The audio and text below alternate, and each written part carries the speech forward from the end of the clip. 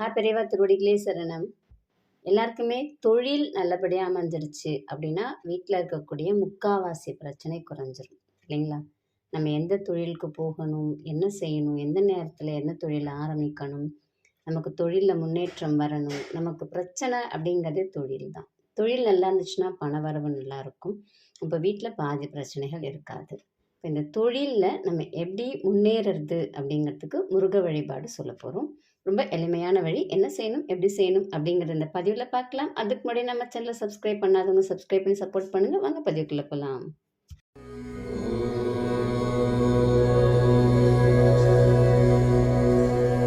தொழில்ல நம்ம எல்லாரும் முன்னேற்றம் அடையணும். நம்ம ஒரு ப்ரமோஷன் எதிர்பார்த்துட்ருக்கோம். இல்ல ஒரு தொழில் ஆரம்பிக்கணும் அப்படின்னு நினைக்கிறோம். ஒரு வேலைக்கு போகணும்னு நினைக்கிறோம். நம்ம போற இடத்துல நிம்மதியா இருக்கணும்னு நினைக்கிறோம்.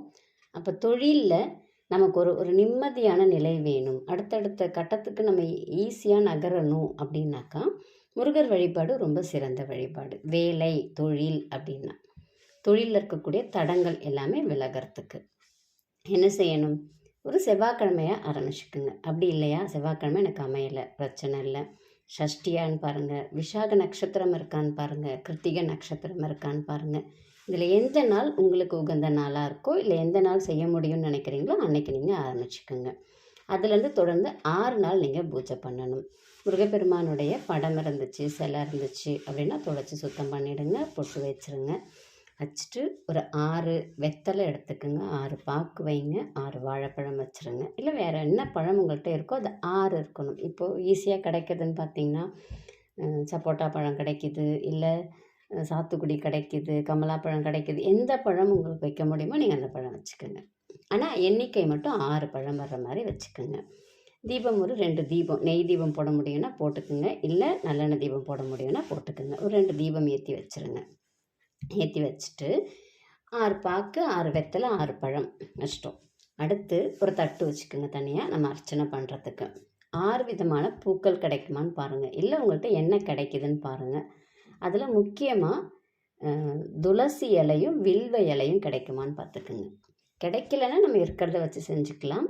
நம்ம இங்கே ஏன் துளசியும் வில்வமும் சொல்கிறோம் அப்படின்னாக்கா, முருகப்பெருமான் எல்லா அவதாரமாகவுமே இருக்கார் அப்படின்னு சொல்லுவாங்க. குருவாக இருக்கார், பெருமாளாக இருக்கிறார், துர்க்கையாக இருக்கிறார், சிவபெருமானாக இருக்கிறார். அதனால் எல்லாருக்கும் உகந்ததை நம்ம அர்ச்சனையாக பண்ண போகிறோம். அர்ச்சனையாக பண்ண போகிறோம்னா நீங்கள் ரொம்பலாம் யோசிக்கணுன்றது கிடையாது. முதல்ல நீங்கள் மல்லிகைப்பூ எடுத்துக்கிறீங்க அப்படின்னா 11 முறை உங்களுக்கு என்ன மந்திரம் முருகப்பெருமான்ட்டு தெரியுமோ அதை நீங்கள் சொல்லிக்கலாம்.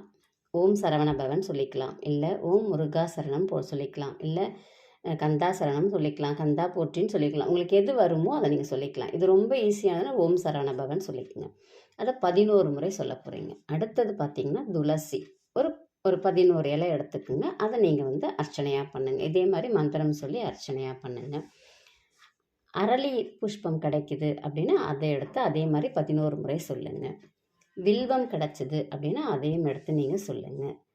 இதுக்கப்புறம் உங்கள்கிட்ட என்ன பூ கிடைக்குதோ, சாமந்தி கிடைக்குது, பன்னீர் ரோஸ் கிடைக்குது, வேறு என்ன பூக்கள் கிடைக்குதோ அதை நீங்கள் பண்ணுங்கள்.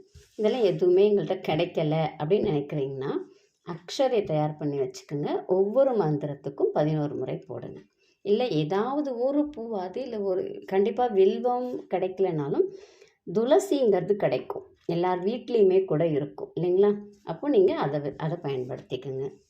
இந்த மாதிரி 6 முகத்துக்கும் நம்ம 11 முறை அர்ச்சனை பண்ண போகிறோம். அர்ச்சனை பண்ணி முடிச்சுட்டு நம்ம தீபதூபம் காமிச்சு படைக்க போகிறோம். நம்ம வீட்டில் இருக்கிறவங்களே இந்த 6 பழத்தையும் சாப்பிட போகிறோம். இது நீங்கள் 6 வாரம் செஞ்சு முடிச்சிங்க அப்படின்னா கண்டிப்பாக உங்களுக்கு வாழ்க்கையில் தொழிலில் இருக்கக்கூடிய தடைகள் எல்லாம் தானாக விலகும். முருகப்பெருமான் நல்ல அருள் புரிந்து உங்கள் வாழ்க்கையில் அடுத்த கட்ட நகர்வுக்கு எடுத்து செல்வார். இது நிதர்சனமான உண்மை. நம்பிக்கையோடு செய்து பலனடைங்கள். நன்றி, வணக்கம்.